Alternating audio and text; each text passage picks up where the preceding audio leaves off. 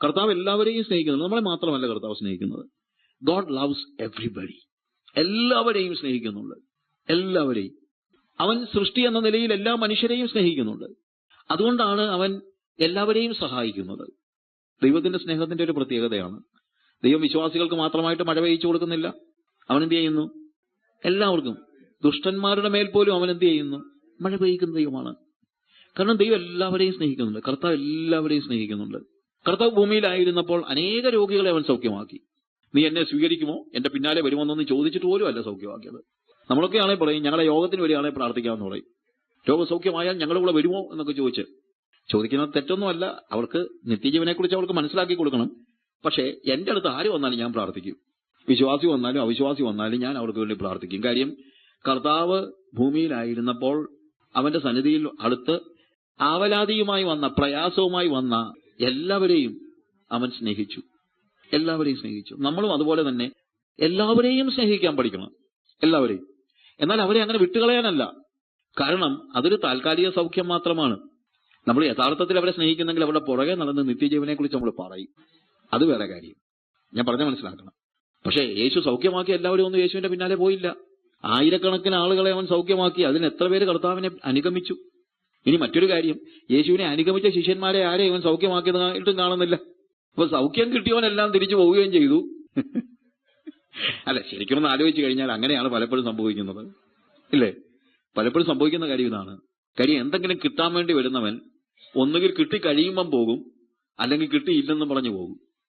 ഞങ്ങൾ മധ്യപ്രദേശില് ദമോയില് പോയി മിനിസ്ട്രി തുടങ്ങുന്നത് 25 വർഷം മുമ്പാണ്. ഞാൻ അവിടെ താമസിക്കുന്ന സമയമാണ്. അപ്പൊ അന്ന് കേശപ്പ് എന്ന് പറഞ്ഞ അവിടുത്തുകാരനോട് ചെറുക്കൻ ഞങ്ങളെ ആരാധനയ്ക്ക് വരും. അന്ന് വൈകുന്നേരം ഒരു ആരാധന ഞങ്ങൾക്ക്. 6 മാസം സ്ഥിരമായിട്ട് വന്നു. ജോലിയൊന്നുമില്ല, കാര്യമായിട്ട് പഠിച്ചിട്ടൊന്നുമില്ല, പഠിച്ചിട്ടുണ്ട്, ജോലിയൊന്നുമില്ല. 6 months ഞങ്ങൾ ശരിക്കും ഇവന് വേണ്ടി പ്രാർത്ഥിച്ചു. ശരിക്കും പറഞ്ഞ ഉപവാസം എടുത്ത് പ്രാർത്ഥിച്ചു. ഇവനൊരു ഗവൺമെന്റ് ജോലി കിട്ടി. സാധാരണ ജോലിയല്ല, ഗവൺമെന്റ് ജോലി കിട്ടി. അതിന്റെ പിറ്റേ ഞായറാഴ്ച അവൻ വീണ്ടും വന്നിട്ട് പറഞ്ഞു, പ്രിയമുള്ളവരെ, നിങ്ങളുടെ പ്രാർത്ഥന കൊണ്ട് മാത്രമാണ്, എനിക്ക് എന്റെ പഠിത്തം വെച്ചൊന്നും എനിക്ക് ഒരിക്കലും ഈ ജോലി കിട്ടത്തില്ല, ഞാൻ ഒരിക്കലും പ്രതീക്ഷിച്ചതുമല്ല, പക്ഷെ എനിക്കൊരു ഗവൺമെന്റ് ജോലി കിട്ടി, നിങ്ങളുടെ പ്രാർത്ഥന കൊണ്ട് മാത്രമാണ് കിട്ടിയത്, എനിക്ക് എല്ലാവരോടും നന്ദിയുണ്ട്. ഇവൻ കരയുകയും ചെയ്തു. പക്ഷെ അത് അവന്റെ അവസാനത്തെ സഭായോഗമായിരുന്നു. ഞാൻ പറഞ്ഞ മനസ്സിലായോ? മിക്കവരും അങ്ങനെയാണ്. എന്തെങ്കിലുമൊക്കെ കിട്ടാൻ വേണ്ടി കർത്താവിന്റെ പുറകെ പോകുന്നവരെ കിട്ടി കഴിയുമ്പോൾ പോകും. പിന്നെ കിട്ടിയില്ലെങ്കിൽ കിട്ടിയില്ലെന്ന് പറഞ്ഞു പോകും. അതുകൊണ്ട് കർത്താവ് ചിലപ്പോൾ ക്യാൻസർ സൗഖ്യമായാലും പിന്നെ ഒരു പനി വരുമ്പോൾ ഇതെന്താ മാറാത്തെ എന്ന് ചോദിച്ചും പോകും. നമ്മൾ കർത്താവിനെയാ കൊടുക്കേണ്ടത്. രോഗസൗഖ്യമൊക്കെ അതൊക്കെ നടന്നോളും, അതിനകത്ത് വലിയ കാര്യമില്ല. പക്ഷെ കർത്താവിനെ കൊടുത്താൽ അവൻ ഇട്ടേച്ചു പോകത്തില്ല. നമ്മളെ വലിയ പ്രശ്നം കർത്താവ് കൊടുക്കുന്നതിനെ കൊടുക്കുന്നെന്നുള്ളതാണ്. കർത്താവ് നിനക്ക് അത് തരും, കർത്താവ് നിനക്ക് ഇത് തരും. ഇവന് കർത്താവിനെ എന്താ കൊടുക്കാത്തെ? നമ്മുടെ സഭകളിലെ പ്രസംഗങ്ങളുടെ എല്ലാം പ്രശ്നം ഇതാണ്. കർത്താവ് എന്തോ തരുമെന്നാണ് നമ്മൾ പറയുന്നത്. പക്ഷെ അവന് ശരിക്കും ആവശ്യമുള്ളത് അതൊന്നുമല്ല. അവന് ശരിക്കും ആവശ്യമുള്ളത് എന്താണ്? അവന് യേശുവിനെയാണ് ആവശ്യം. യേശുവിനെ കൊടുക്കണം. ഞാൻ പറഞ്ഞതിന്റെ വ്യത്യാസം മനസ്സിലായല്ലോ. അപ്പോൾ കർത്താവ് എല്ലാവരെയും സ്നേഹിക്കുന്നുണ്ട്. എല്ലാവരെയും നമ്മൾ ഉദ്ദേശിക്കാത്ത നിലയിൽ സ്നേഹിക്കുന്നുണ്ട്. ഞാൻ കഴിഞ്ഞ ദിവസം ഉള്ളത് പ്രസംഗിച്ചപ്പോൾ ഞാൻ പറഞ്ഞു, ധനികനായ യുവാവ് കർത്താവിന്റെ അടുത്ത് വന്നു, നിത്യജീവനെ പ്രാപിക്കാൻ ഞാൻ എന്ത് ചെയ്യണം? അപ്പൊ കൽപ്പനകളുടെ കാര്യമൊക്കെ പറഞ്ഞു, നമുക്കറിയാമല്ലോ. അപ്പൊ അവൻ പറഞ്ഞു, ഞാനിതെല്ലാം അനുസരിക്കുന്നുണ്ട്. ഇന്നത്തെ കാലത്ത് ഏതെങ്കിലും പിള്ളേര് കൽപ്പനയെല്ലാം അനുസരിക്കുന്നുണ്ടെന്ന് പറയാൻ തന്റെ ഇടമുള്ള പിള്ളേരുണ്ടോ? നമുക്ക് ഇവരെ കുറിച്ച് നമ്മുടെ ചിന്ത അവനൊരു വെറും മോശക്കാരനാണെന്ന്. അങ്ങനൊന്നുമല്ല. അവനൊരു നല്ല ചെറുക്കനാണ്. നല്ല ചെറുക്കൻ എന്ന് പറഞ്ഞാൽ നല്ലൊരു യുവാവാ. അവിടെ എഴുതിയിരിക്കുന്നത് കർത്താവ് അവനെ നോക്കി അവനെ സ്നേഹിച്ചു എന്ന് എഴുതിയിരിക്കുന്നത്. വായിച്ചിട്ടുണ്ടോ? കർത്താവ് അവനെ നോക്കി അവനെ സ്നേഹിച്ചു. ആരെ? ഈ ധനികനായ യുവാവിനെ. എന്തുകൊണ്ടാ? ധനമുള്ളത് കൊണ്ടാണോ? അല്ല. അവനോട് പറഞ്ഞു, ഒരു കുറവ് നിനക്കുണ്ട്. അപ്പൊ സ്നേഹിച്ചിട്ടാ പറയുന്നത് കുറവ്. അതിനകത്തുനിന്ന് ഞാൻ പഠിച്ചൊരു പാഠമുണ്ട്. ആരുടെയെങ്കിലും കുറവ് പറയണമെന്നുണ്ടെങ്കിൽ ആദ്യം അവരെ സ്നേഹിക്കണം. നമ്മളെല്ലാം കുറവ് പറയുന്നത് പിണങ്ങുമ്പോഴാ, അല്ലേ? നമ്മളൊക്കെ ഒരാളുടെ കുറവ് പറയുന്നപ്പോഴാ, പിണങ്ങുമ്പോഴാ. പക്ഷെ കർത്താവ് ഒരു കുറവ് പറഞ്ഞ എപ്പോഴാ? സ്നേഹിച്ചപ്പോ.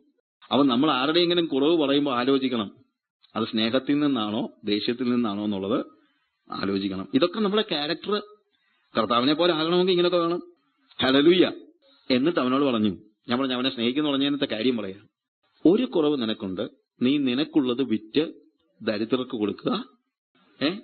ഈ വാക്യങ്ങൾ ഇടയ്ക്ക് മാറ്റരുത്.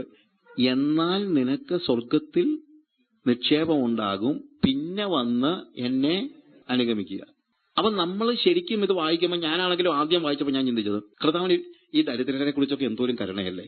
കാശുള്ള ഒരു ചെറുക്കനെ കണ്ടു പറഞ്ഞു, മോനെ എടാ ഇത്രയും കാശ് നിനക്കില്ലടാ, നിന്റെ പൈസ ഒക്കെ വിറ്റു ദരിദ്രർക്ക് കൊടുക്കടാ, അവരെങ്ങനെങ്കിലും ജീവിക്കട്ടെ.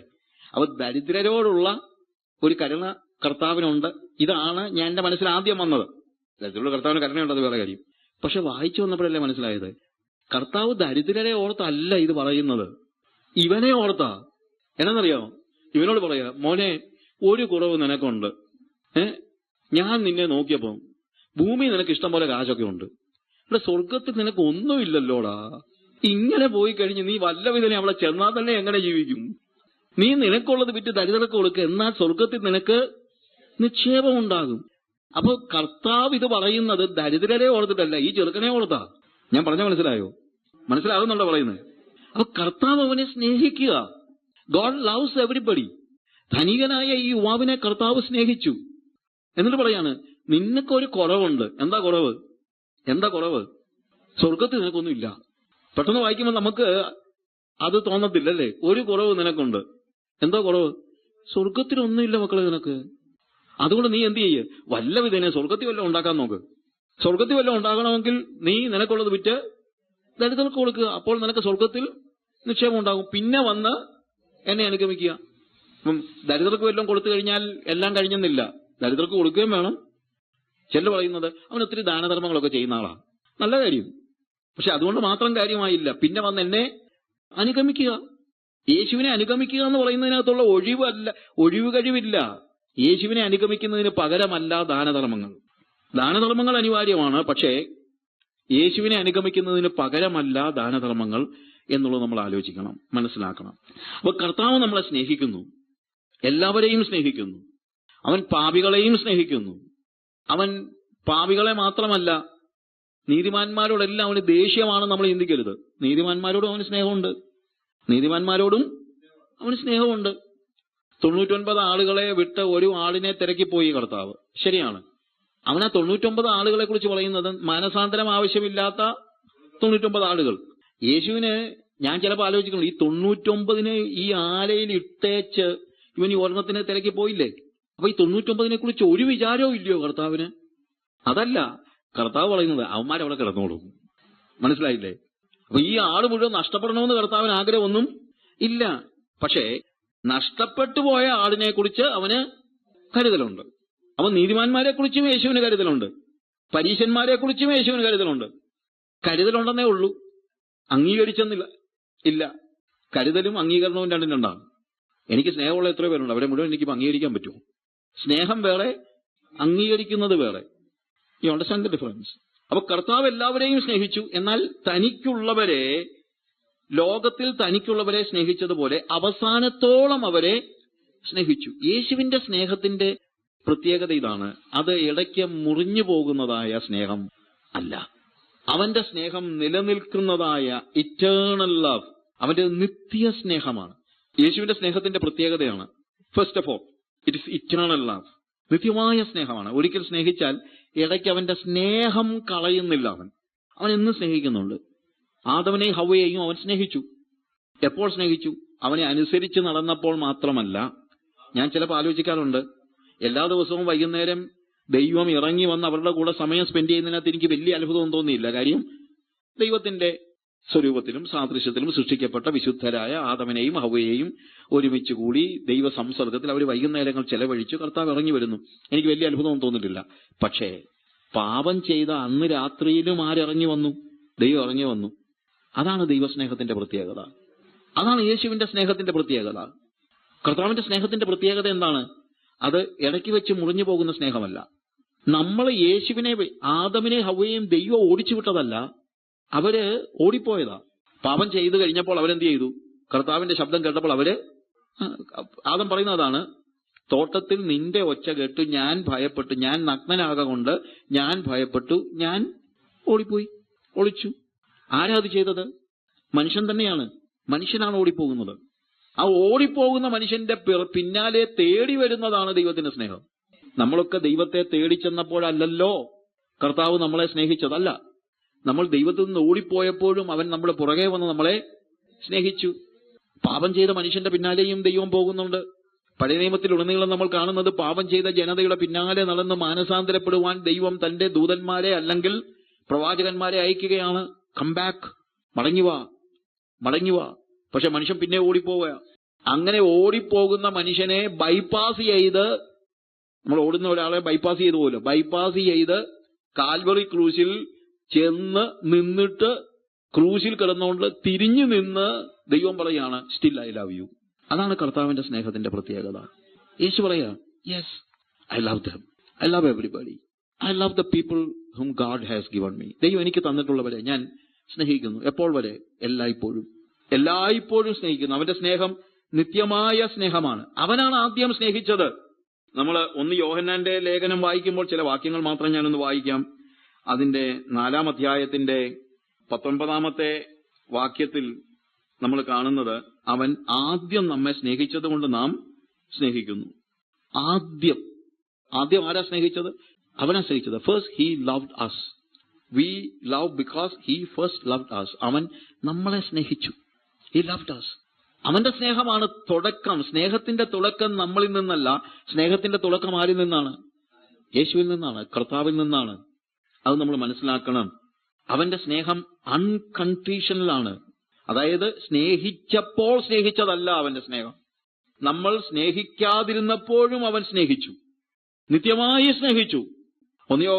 യോഹന്നാന്റെ സുവിശേഷം തന്നെ 1 യോഹന്നാൻ 3:1 കാൺമീൻ നാം ദൈവമക്കൾ എന്ന് വിളിക്കപ്പെടുവാൻ പിതാവ് നമുക്ക് എത്ര വലിയ സ്നേഹം നൽകിയിരിക്കുന്നു. പിതാവ് നമ്മളെ സ്നേഹിച്ചു, നാം ദൈവമക്കൾ എന്ന് വിളിക്കപ്പെടുവാൻ. ആ സ്നേഹം ഭയങ്കര സാക്രിഫിഷ്യൽ ആയിട്ടുള്ള ഒരു സ്നേഹമാണ്, കൊച്ചു സ്നേഹമല്ല. ചുമ്മാ ഐ ലവ് യു എന്നൊക്കെ പറയാൻ എന്ത് എളുപ്പമല്ലേ. ഇപ്പം ലവ് യു എന്ന് പറയുക പോലും വേണ്ട, അതിന്റെ സിമ്പൽ എല്ലാം വാട്സാപ്പിൽ കിടപ്പുണ്ട്, ചുമ്മാ അടിച്ചു വിട്ടാൽ മതി. അങ്ങനെ ഒരു ഇമോട്ടിക്കോൺ അടിച്ചു വിടുമ്പം കിട്ടുന്ന സ്നേഹമൊന്നുമല്ല യേശുവിന്റെ സ്നേഹം, വാട്സാപ്പിലെ സ്നേഹമൊന്നുമല്ല. അവൻ സ്നേഹിച്ചെങ്കിൽ അത് പ്രൂവ് ചെയ്തു. കാൺമീൻ നാം ദൈവമക്കൾ എന്ന് വിളിക്കപ്പെടുവാൻ പിതാവ് നമുക്ക് എത്ര വലിയ സ്നേഹം നൽകിയിരിക്കുന്നു. എങ്ങനെയാണ്? യോഹന്നാൻ 3:16 വായിക്കുമ്പോൾ നമുക്കത് മനസ്സിലാക്കാം. For God so loved the world, he gave his only begotten son, so that whosoever believeth in him shall not perish, but will have eternal life. കർത്താവ് നമ്മളെ എങ്ങനെ സ്നേഹിച്ചെന്നാണ് പറഞ്ഞിരിക്കുന്നത്? തന്റെ ഏകജാതനായ പുത്രനിൽ വിശ്വസിക്കുന്ന ഏവനും നശിച്ചു പോകാതെ നിത്യജീവൻ പ്രാപിക്കേണ്ടതിന് ദൈവം അവനെ നൽകുവാൻ തക്കവണ്ണം. സാക്രിഫൈസ് അതാണ്. സ്നേഹം എപ്പോഴും സാക്രിഫൈസ് കൊണ്ടാണ് തെളിയിക്കുന്നത്. സാക്രിഫൈസ് ഇല്ലാത്ത എന്തോന്ന് സ്നേഹം? വാക്കുകൾ കൊണ്ട് പറയാൻ എളുപ്പമാണ്, ഈസിയാണ്, അല്ലേ? സാക്രിഫൈസ്. യേശുവിന്റെ സ്നേഹത്തിന്റെ പ്രത്യേകത ഏതാണ്? That is sacrificial love. 1 യോഹന്നാൻ 3:16 അവിടെ സ്നേഹത്തെക്കുറിച്ച് പറയുമ്പോൾ അവിടെ പറയുന്നത്, അവൻ നമുക്ക് വേണ്ടി തന്റെ പ്രാണനെ വെച്ചു കൊടുത്തതിനാൽ നാം സ്നേഹം എന്തെന്ന് അറിഞ്ഞിരിക്കുന്നു. സ്നേഹിച്ചപ്പോൾ അവൻ he gave his own life. നമ്മൾ എന്തോ കൊടുത്തിട്ടാണ് നമ്മൾ സ്നേഹിക്കുന്നതൊക്കെ പറയുന്നത്. ഐ ലവ് യു എന്നൊക്കെ പറയുന്നത് അത് ഈ ഒരു വെസ്റ്റേൺ സംസ്കാരത്തിന്റെ പ്രത്യേകത. ഒരു ദിവസം 16 പ്രാവശ്യം ഭാര്യയോട് പറയും I love you darling, honey എന്നൊക്കെ പറയുകയും ചെയ്യും. 16 പ്രാവശ്യം ഭാര്യ മാറുകയും ചെയ്യും. It is sacrificial. അതാണ് യേശുവിന്റെ സ്നേഹം.